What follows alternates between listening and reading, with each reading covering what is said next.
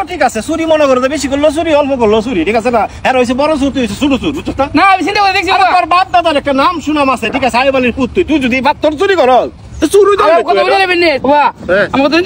চিন্তা করছি প্রতি বছর কুটুম দিন যাবন সাদা পাথর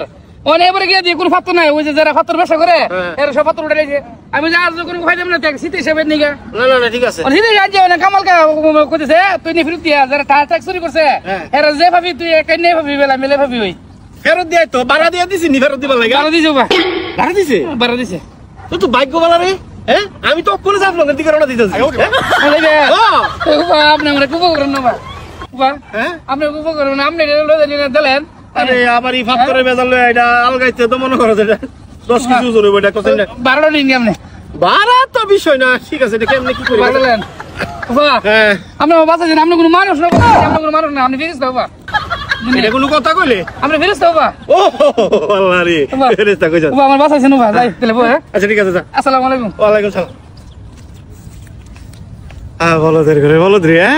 12টাই পাইলে